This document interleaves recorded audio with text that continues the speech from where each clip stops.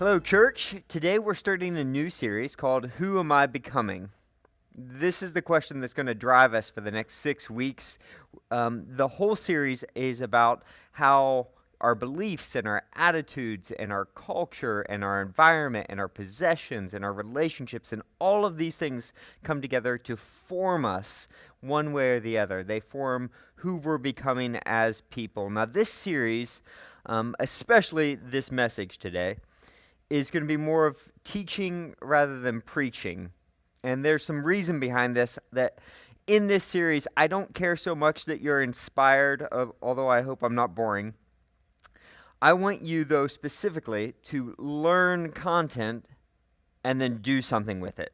I want you to learn and do something with it. That's what this series is about. It's very practical. And let me say the context for why we're going down this road. I am generally like a glass half full kind of guy. I'm an optimist. But as best as I can tell, here's our situation moving forward. We are heading into a long, dark winter of COVID. Cold weather, the election, social distancing, social unrest, economic uncertainty, virtual schooling, thing after thing. I mean, next with 2020, I expect the 4 horsemen of the apocalypse to ride in at some point.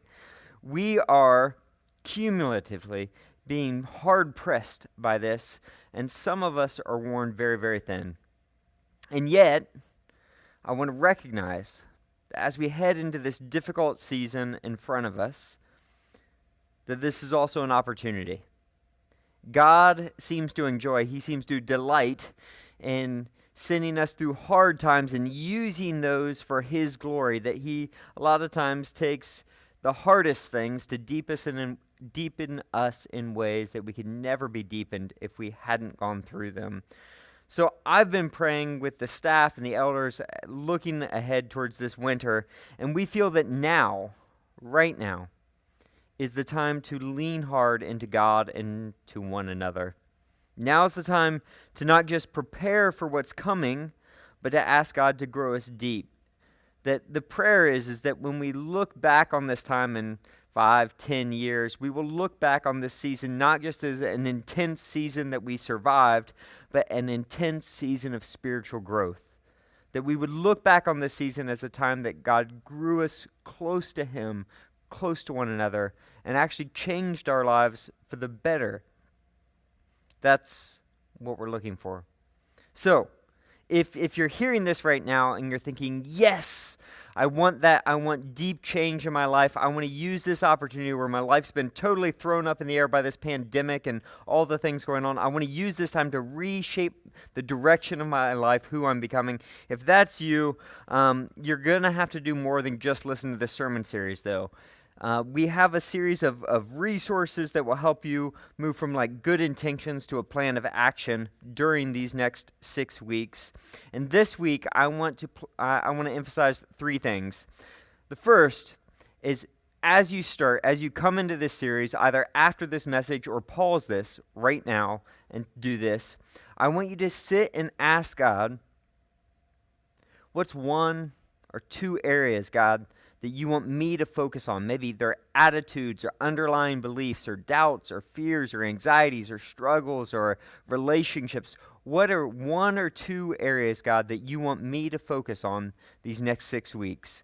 Having an area of focus will make this much, much more practical and much more powerful in your life.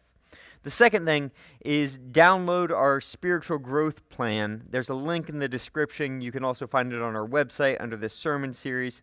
Download that, the spiritual growth plan, and go through week 1 of this. It'll help prepare you for where we're headed in the coming weeks. And then number 3, as you go through these next 6 weeks, I want to encourage you, challenge you to find one person to join you on your journey. We'll have more on that in the end, but be thinking about that as we go through this message today. So, if that's where you're at and you're ready to get on board, do those things. If you're not quite there yet, if you're listening and you're like, I'm not sure where I'm at with this, I'm not quite ready to jump ahead, let me just say, I'm glad you're here. I'm glad you're listening in anyways. And I would encourage you to take this series and tuck it away in your mind. Set it back there somewhere so that when you come to a long, dark season of life, not if, but when you come to that, you have the opportunity to come back to this series and pull it out, and it might just be what you need at that time. Okay? So with that, let's get to it. I want to introduce today something that's a bit of a technical topic, probably not a phrase that you use that often, but it's fairly simple, and I think it's quite helpful for how we explore this question, who am I becoming? And the topic is this. It's called spiritual formation. Now, the root of this is something that we all probably understand. It's formation. It's spiritual formation. And formation is not a Christian thing. It's a human thing. We are all being formed all the time. So if you think about this physically, this makes sense. Like your diet, your exercise routine, your environment, relationships, stress, all of these things literally form and reshape our bodies. So if you exercise a lot, you look different than if you don't. It's been sunny the last week or two, so my skin's still a little bit tan. Like I've been eating a vegan diet the last few months, and it's actually changed my body shape some. Things like this literally transform our bodies. Stress has caused more wrinkles and more gray hair to pop out on me in the last few years, right? These things are constantly forming us. So what spiritual formation does is it takes this idea that we're being formed all the time by these things in our lives, by our way of life, by our environment. It takes all this and it says it applies it to all of you holistically. Not just physically, not just mentally, not just spiritually, whatever that means, but it actually takes a whole view of you. It says that we are being formed, period, constantly, every day by what we eat and what we own and the relationships we have and the thoughts we have and the feelings we have, and all of these things are forming who we are. And the question that drives spiritual formation, the underlying question through all of spiritual formation is, who are you becoming? Hence the name of the series. So, check out this guy. This, my friends, is a microscopic roundworm. He's about the size of a comma. And this little guy, you would expect his normal lifespan to be about 2 weeks. Something like that. That's a normal lifespan of a roundworm. But if it's a really healthy guy, one of these vegan health freaks, he might live 3 weeks. That's the lifespan of a normal roundworm. But there are researchers at the University of Arkansas who a few years back asked the question, if we messed around with the DNA inside of these guys, could we extend their life? Because someone in Arkansas thinks it's a good idea to have genetically modified, undying roundworms. Okay? I digress, though. So, after messing around with their DNA, real story, this happened, University of Arkansas, they were able to get some pretty stunning results. This little guy right here didn't just live like 4 weeks or 5 weeks or 10 weeks. He lived for over 30 weeks. That is 10 times the normal range of a lifespan of a roundworm. In human terms, that would be 1,000 years. Now, the craziest part about this is that people are right now working on a human application for this. And the craziest thing is perhaps that they might actually succeed someday. So I want you to think about this. This is my point. This is our thought experiment. Imagine, what would you be like after living 1,000 years? But I want you to take this specific question like this. If you live the way you're living right now, and you did that for 1,000 years, who would you be? What kind of person would you be at the end of that time? Like if you just kept doing what you're doing right now, the good and the bad, the praying and watching trashy shows on Netflix, the serving others and acting selfishly, saving money, sharing money, focusing, being distracted, working, resting, dealing with your stuff and covering up your stuff so you don't have to deal with it, caring for yourself, abusing yourself, all those patterns you have in life, if you just lived in those for 1,000 years, what kind of person would you be like? And that happens to be the premise of C.S. Lewis's famous little work called The Great Divorce. It's on heaven and hell, but he tells this story like heaven and hell in this, it's just a metaphor, but he says he imagines it as an eternal perpetuation of your life as you're currently living it. Like if you took your life and you just extended who you're becoming infinitely, some will be headed closer to God and some would be headed away from God. What would you be becoming? In Lewis's vision, people who are selfish, greedy, lustful just become more and more so. People who open up their lives to God working in their lives get more and more of God. So in his work, The Weight of Glory, Lewis describes this scene with these vivid words. We've used them before. They might sound familiar. I love this quote. This is C.S. Lewis from his work, The Weight of Glory. Remember that the dullest, most uninteresting person you can talk to may one day be a creature which, if you saw it now, you'd be strongly tempted to worship, or else a horror and a corruption such as you now meet, if at all, only in a nightmare. All day long we are, in some degree, helping each other to one or the other of these destinations. That is spiritual formation. All day long, you're becoming one way or the other, to degree by degree. The way you're living, the attitudes you have, the things you use, it's forming you more like God, more like Jesus, closer to God, more selfless or less. Spiritual formation simply points out that even if we don't notice it, every day this is happening to all of us. You're becoming something more in the image of God or less.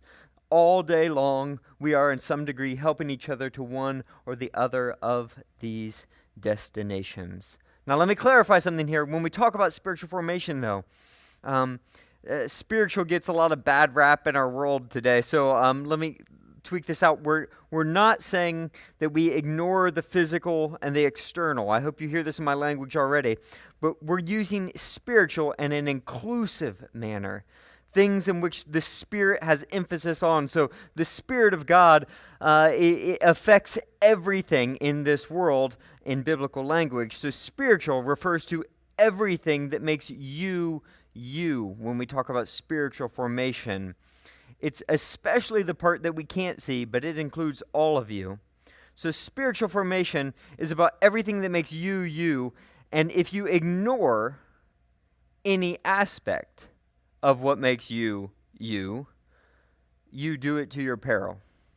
Or to say it positively, we are created to love God with all of our heart, with all of our mind, with all of our soul and all of our strength. Not just one piece of us, but all of us, everything we have, everything we are.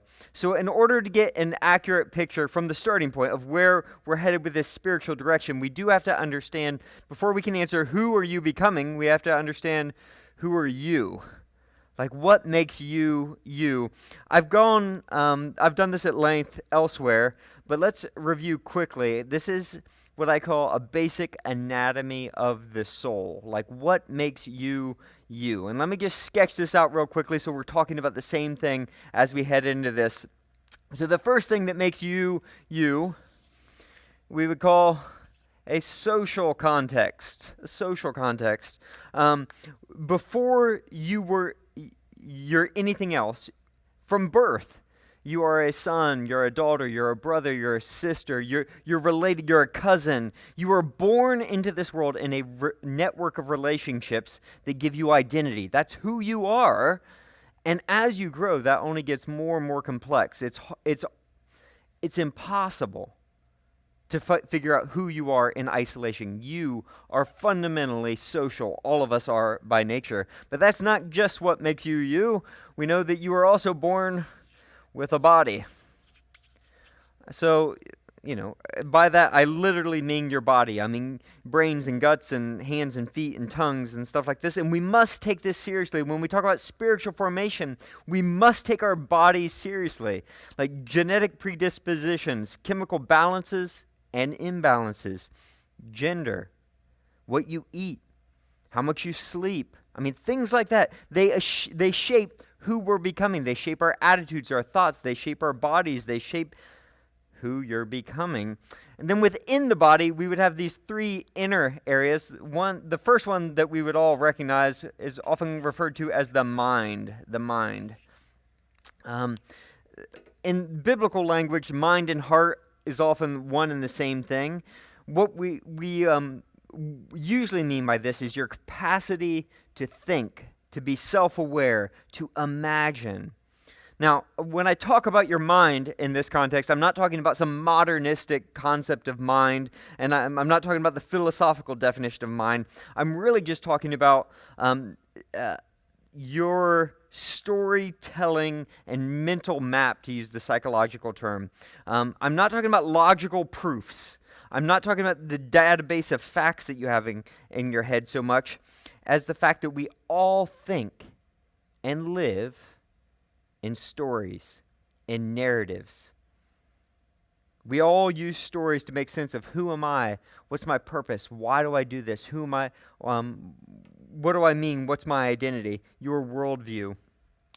Interlocking with this and inseparable from our mind would be another category that I'm going to call desire, but you could name it different things. The old Christian word for this is affections. It's what you love and what you're repulsed by. It's what we would popularly call your heart.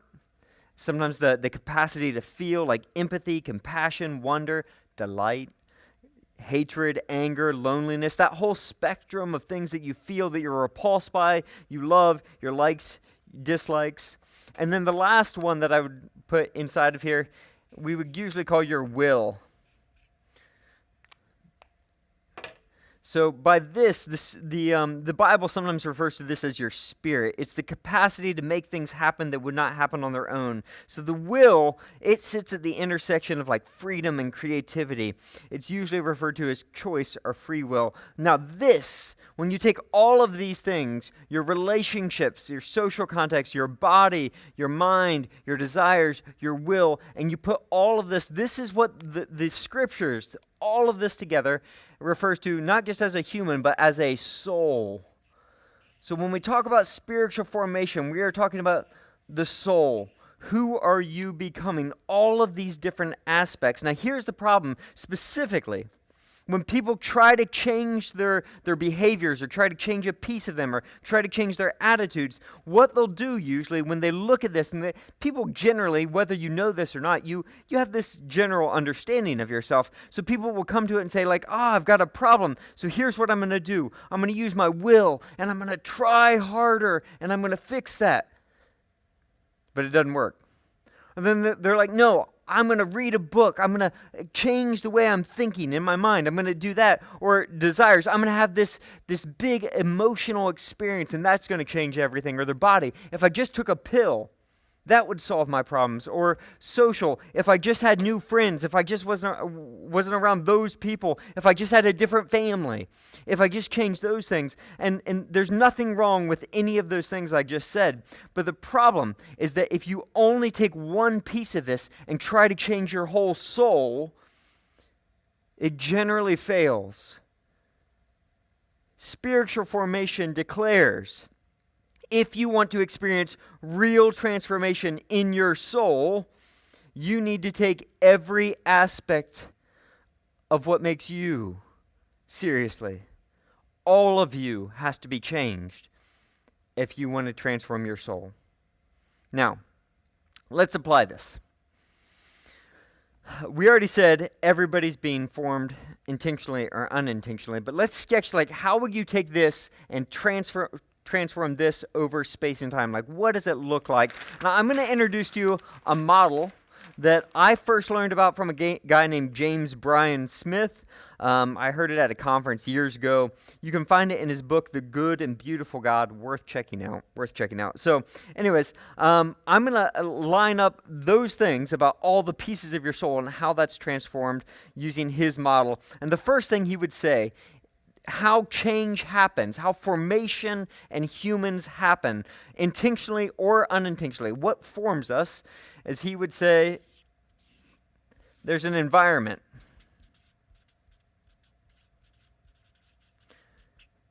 And that transforms us. You might think of social context and other factors on the other thing here. He says, the world in which you function every day, this culture, think media, suburbia, iPhones, the weather, whatever it is, all those outside influences, those shape you every day. They shape you every day. The cuisine we eat, the world we live in, the music we live in, the fact that we live in suburbia that is so isolating and tells these certain messages to you, and the fact that we have to commute when we go places, like everything about our lives in our environment is shaping us, making us more and more like a certain way every single day. He would say, over that though, there's a category he calls stories. The stories we tell. That this is addressing the mental map aspect of your soul. He said there are stories you tell, like what gives your life meaning? Where do you find your identity? Who are you? What is success? Is this world basically safe or basically dangerous? What story are you living? How you answer those questions. How you think about the story of your life is forming you. So here's the tension with this one that I feel pretty acutely, and you may as well. I think we all know that the stories we tell and believe, the stories been told to us, the stories that get caught in our mind, they shape us. So if someone says, I am my job, or if someone believes that this story, I'll never be good enough, or if someone thinks, I must be liked by everyone, like I have that need. If that's the story they're telling, then they will do everything they can within their power to make that true, to make that reality. It will form their life. The person who thinks they are their job, they cannot lose their job. They have to do whatever they can to succeed. The person who has to be liked by everyone will do everything they can. They will ruin themselves to be liked by everyone, etc., etc., etc. So we all know this. The stories we tell shape us, but the problem with this one, the tension I feel, is that for some reason, it is really hard to come to grips with the fact that the story I've been telling, to put our hands around the stories that we tell ourselves that we live. For some reason, it is really difficult for ourselves to dig under why we do what we do and discover the stories that are guiding our lives. That's just something you should be curious about. The third area, go over here, and it's called habits. Habits.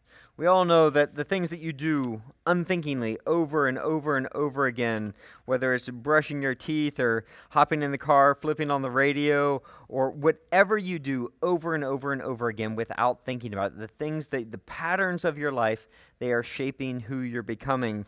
You see this probably most acutely in like eating and exercising. It's just visually, it like you can't miss it. It changes you. And then the last area over here is relationships. Relationships. There is now an insurmountable amount of evidence from research that the people around us have vast influences on how we vote, how much we weigh, how we think about moral issues, whether we like masks or not.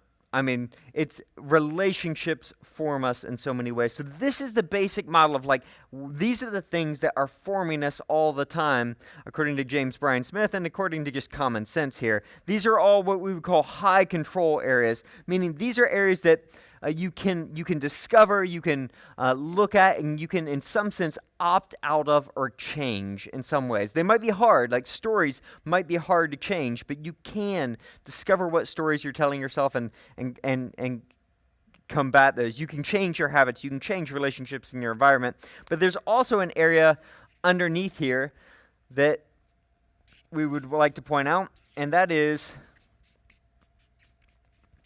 experiences over time. And if you've lived more than a few years of life, you know what I'm talking about.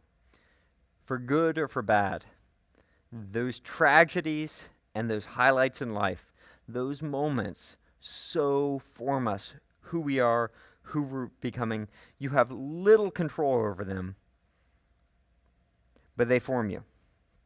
So this is the basic model that we would see of like, what is spiritual formation? These are all the factors that are happening to us, whether we plan it or not, whether we think about it or not. Like if you just go through life, all of these factors are shaping who you're going to become. So if you want to answer that question, who are you going to be in 1,000 years? If you pay really close attention to these different categories in your own life, you could have some idea of who you're becoming. And the point of this is to say, if you do nothing, if you just go with the flow, these factors, not what you wish, not what someone tells you should be, but these factors are going to decide who you are becoming. Now, there's one key point that we need to not miss before we move on from here, and it's that the Apostle Paul speaks to this process specifically in Ephesians, Galatians, Romans, and other places throughout the Scriptures. And he has some rather unpleasant things to say about what I'm calling unintentional spiritual formation, just going with the flow in life. If you just take whatever stories happen to you, live in the environment you're given, do whatever comes naturally, have relationships that just pop into your life and let experiences happen to you. If you just go with the flow, in Ephesians chapter 2, he says, if you follow the ways of the world, Ephesians chapter 2, if you just go with the flow, do what comes naturally, then you are, and I quote, following the ruler of the kingdom of the air, by which he means you're following Satan. Then he goes on, if that's not mean enough, to say you're disobedient, dead in your sins, and by nature deserving wrath. Now let me be clear here. Just living life as it happens to you in these categories, he's not saying that you are Hitler or you're becoming Hitler. You might be a lovely person by today's standards. He's saying that you're following Satan. And again, that's different. Satan, what makes him so terrible, in the Apostle Paul's mind, is that he's trying to do life apart from God. He's not submitting to God. So if you aren't actively submitting these areas to God, he says you're following the way of Satan. You're trying to do life on your own, or you're not paying attention to where you're going, and that's going to end, according to the Apostle Paul, in ruin. That if God himself does not interrupt our plans in our lives, if he doesn't give us a new story, plant us in new relationships, change our habits, change our environment, help us give us new experiences and help us see our experiences through his eyes, if he doesn't do that, we will not find God. We will not become who we're created to be, and we will live in captivity to our own desires. That's what the Apostle Paul is saying.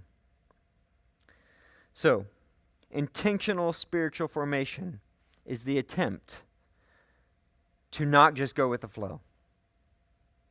Intentional spiritual formation is the attempt to submit every one of these areas to God so that he can take control, so that he can decide who you're becoming. And so it might be helpful at this point to actually do a technical definition of spiritual formation before we move forward. And this is going to give us a better sense of where we're headed. Just a few words I want to point out here. This is from Dallas Willard in a book he wrote called Renovation of the Heart. He says, spiritual formation refers to the spirit-driven process of forming the inner world of the human self in such a way that it becomes like the inner being of Christ himself. A few key words here. It is spirit spirit-driven. It's a spirit-driven process. You're not in the driver's seat. He is. So the Apostle Paul would say, walk by the Spirit and you will not gratify the desires of the flesh. Galatians 5:16 and 17. For the flesh, just going with the flow, desires what is contrary to the Spirit, and the Spirit what is contrary to the flesh. They are in conflict with each other, so that you are not to do whatever you want. So the Apostle Paul says, if you just do whatever you want, you're following this method towards following the way of Satan in his language. And so intentional spiritual formation, as opposed to the unintentional going with the flow, it's not about taking control of your life. Let me say that again. It's not about taking control of your life. It's about giving God control of your life. The second thing, it's a process. It is not instantaneous. It's a lifelong process. So in Philippians chapter 3, the Apostle Paul famously writes, brothers, I do not consider myself yet to have taken hold of it. He says, I have not yet achieved who I'm supposed to be. But one thing I do, forgetting what is behind and straining towards what is ahead, I press on towards the goal to win the prize. He says, I press on, I press on, I press on. It's a process. Even the Apostle Paul did not arrive until he died or until Jesus would come back. This is a lifelong process. The third thing is that it's about your inner world, not an exclusion to your outer world. We already said that. But I want you to hear this. Any real transformation in your life must be from the inside out. So Jeremiah 31:33 has this great promise about what a relationship with God will do in your life through Jesus. This is from Jeremiah 31:33. It's about a covenant, a relationship with God through Jesus. He says this, this is the covenant I will make with the people of Israel after that time, declares the Lord.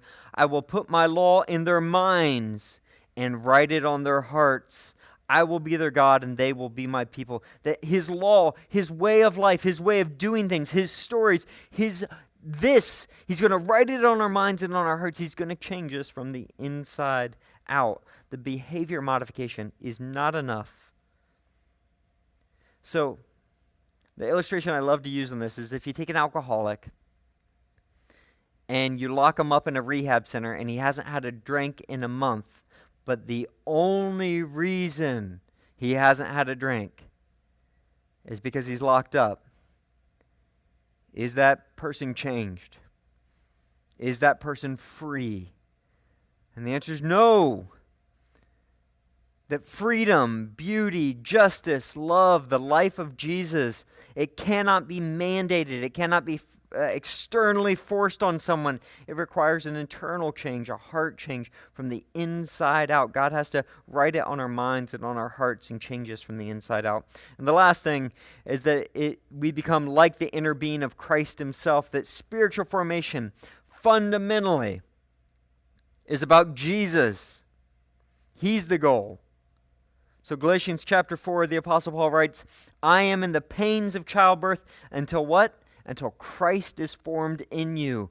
That's what the Apostle Paul was struggling for when he wrote that letter to us and to the Galatians, that Christ would be formed in you, that he would be shaped inside of you. Romans 8:29, the Apostle Paul writes this, for those God foreknew, he also predestined to be conformed to the image of his Son, that we are to be conformed. 1 John 2:6 writes, John writes this, whoever claims to live in him must live as Jesus did, that spiritual formation is not optional, that whether it's intentional or unintentional, you will be formed. And for those who follow Jesus, those who claim to know Christ, it is not optional, that you have to submit actively all these areas of your life. You are called, commanded, urged. Be formed in the way of Jesus. Be formed in the way of Jesus. So let's talk about what this looks like practically in my favorite of all case studies, the Exodus. I won't belabor this because I've gone through it so many times with you, but you know the situation, hopefully by now, unless you're new to GVF. And here's the situation. God's people, the Israelites, have been oppressed, dehumanized, influenced by Egyptian culture at this point for hundreds of years in this story. Okay, hundreds of years. So when you think about it in these terms, their environment, they are enslaved. It is hard. It is bad. They're oppressed and broken and misshapen by their environment living in Egypt. And you think the stories they told in Egypt, Pharaoh's God, they are slaves. So what's the story they're telling me? I am nothing. I am worthless. I only serve Pharaoh. And then you think about their relationships, how bent and broken they would be in that world. And then the habits. I mean, we read through the text that they had at that point become used to being slaves. And they also became oddly infatuated with Egyptian cuisine and leeks in particular, whatever that means. And so you start putting all this together, and then you see their experiences over time. What happens to them? Tragedy happens. Pharaoh takes the little Israelite boys and has them all thrown into the Nile. He kills their children. So at this point in the story, everything is going against them. They are formed in this way that they can never get out of this oppression, this slavery. But then God does something expected. He shows up. He defeats Pharaoh, the enemy they couldn't defeat. He delivers them from slavery, and he brings them to this place called Mount Sinai. And he says to them, and I want you to see this. He says over them, "You yourselves have seen what I did to Egypt and how I carried you on eagle's wings and brought you to myself. Now, if you obey me fully, if you submit to me and keep my covenant, that relationship with me, then out of all the nations, you will be my treasured possession. Although the whole earth is mine, you will be for me a kingdom of priests and a holy nation." Here's the question. How? How do you take these ignorant, oppressed slaves who've been formed by all the evil of Egypt for hundreds of years? How do you take them and turn them into God's treasured possession, a kingdom of priests, a holy nation? And the answer is the rest of the book of Exodus, from Exodus 12 on. God gives them a covenant, gives them himself.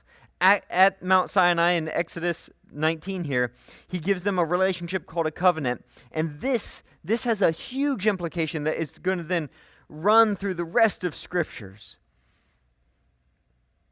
A relationship with God. Giving yourself to God, your very life to God, and him giving himself to you. That exchange of persons, a relationship with God, is the basis of all real spiritual transformation. I want you to hear this. God is not optional. God is not a tool to help you have a better life. God is not some tool to help you get ahead in what you want to think good thoughts or have a better environment or get rid of bad habits. God is not a tool in this. He's the end of it. God is not a tool to serve your life. God is life. That's how the scriptures put it. Now, I'm not saying that you shouldn't do other practices. I'm not saying that meditation or following the advice of a psychologist can't help you become a better person. I'm not saying that. I am saying, though, apart from a relationship with God, if you address all the issues in your life, you're only dealing with symptoms. According to the scriptures, the root of all of our problems is not the individual problems we have. It is a separation from the God who created you, the God of the universe, the God who loves you, the God who called you into being, the God who gives you purpose and will someday call you home. Until you know him, you're only popping Advil while the brain tumor grows.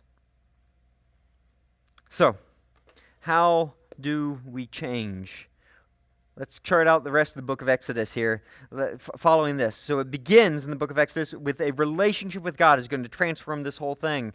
God takes them out of Egypt into a new environment, and specifically, he's going to take them into the desert. He rips them out of their old environment, Egypt, that was crushing them and oppressing them and doing all these, and he takes them and separates them from all environmental factors. He's out in the desert, and then he himself is going to form the environment for them. He's going to give them a cloud and a pillar of fire to follow so that step by step they learn to trust him, that his presence becomes their home. His presence turns a place of death into a place of life. His presence transforms their environment. The next thing he does is he gives them a new story. So we see that in Exodus 19, the beginning of that. But following Exodus, where he gives them the 10 Commandments and this relationship with them, he gives them what we call Torah, which is a whole story about who he is and who they are. So this new story is this: you are no longer slaves. That's who you were. That is not who you are. You are my treasured possession. You're a kingdom of priests. You are children of God. You are no longer slaves. You've been set free. Or to use the language we used a few weeks ago, he delights over us. He rejoices over us with singing. The next thing, so God takes them out of their old environment, gives them a new story. You're no longer slaves. And then he gives them new habits. The Torah then spells out step by step, this is how you live, this is how you eat, this is how you vacation. Here's the rhythms of work and rest, the festivals that are going to mark your lives. Here's how you worship. Step by step, he gives them a whole new way of life to replace the old habits of Egypt with a new way of life with God. He calls them out of the old relationship into a new relationship with not just with him, but with one another. They are now a community, the family of God. And he puts up these boundaries to protect them from others. And then finally, he takes them through a series of experiences in the wilderness, times of testing, to teach them that man does not live on bread alone, but every word that comes from the mouth of God. So he takes them through very hard times, but he carries them through it to show them that he is faithful. And then he resets their calendar around these moments of formation. Passover, remember how I saved you. Pentecost, remember how I gave you a way to do life. Day of Atonement, remember how I forgave your sins. And so what you see here is that God is taking this intentional model of spiritual formation and he is applying it. He's demonstrating how to take a misshaped people, a people who are slaves, a people who are oppressed, a people who are ignorant, a people who do not know God or are trying to do life without God. And how do you turn them into God's treasured possession? A holy nation, a kingdom of priests. How do you do that? You use this very model. The unintentional model becomes the intentional model. God uses the same factors that form us all the time, and he redeems them. And this is not just something that he does in the Old Testament. This is not just a Jewish thing. The Apostle Peter says that this story of Exodus 19 is true of us. So in 1 Peter chapter 2, verse 9, he reads like this: but you, speaking to Christians, speaking to us, you are a chosen people, a royal priesthood, a holy nation, God's special possession, that you may declare the praises of him who called you out of darkness into his wonderful light. That we are invited into the same 3,500-year-old spiritual formation process. So let me draw this one more time, but give this Christian language here. That now our environment is transformed by the presence of God. We call that the Holy Spirit in our lives. We're not taken out of the world, but the world is transformed, it's renewed, it's changed. Where he is our home. He brings life where there is death, and he gives us a new story. In the church, we would call this teaching. This is teaching about the gospel, that those stories that the world tells you, the stories that your family might have told you, the stories that you tell yourself, they may or may not be true. We need to discern them in light of the gospel, that Jesus, that God loves you, that he created you for himself, that he's called you to a great purpose. Do the stories you tell yourself line up with the teaching of the gospel? And then he's giving us a new, community. The church. He's called us into his people to be part of what he's doing in this world. He's called us to a new family. So whether you're old relationships or not, you may or may not keep those depending on how God moves in you. But he's called you to form a new family that glorifies him, that reflects his values, that carries his name, that looks like him on this earth. And then there's a new set of habits that we would call practices, or sometimes called disciplines. Learning the way of Jesus, learning life to do the way, learning to do life the way Jesus did. And then finally, there's experiences over time that through Through this, we can now view, through what God has done for us, we can now view our experiences, especially our hardships, differently. So James chapter 1 puts it this way: "Consider it pure joy, my brothers and sisters, whenever you face trials of many kinds, because you know that the testing of your faith produces perseverance." Romans 8:28 says it this way: "For we know that in all things, even the hard things, God works for the good of those who love him and been called according to his purpose." That God is redeeming our experiences and changing the way we view even our past. We can now see God at work even in the hard times, especially in the hard times. Now, we're going to take the next 5 weeks to unpack this piece by piece, and it's going to be a little more sermon-like as we move ahead. But here's what I want you to do right now. If you want to come along on this journey, I would encourage you, like I said at the beginning, one, sit down and ask God, God, what's my 1 or 2 areas in my life that you want me to address in these categories over the next 5 weeks? You can download use the link in the description below, download the spiritual growth plan, and work through week 1. That'll prepare you for where we're headed in the time to come and help you process what we've already done. But the third thing I want you to do is where I want to camp out and land. And it's this: I want you to find a person to join you in this journey. Let me unpack this.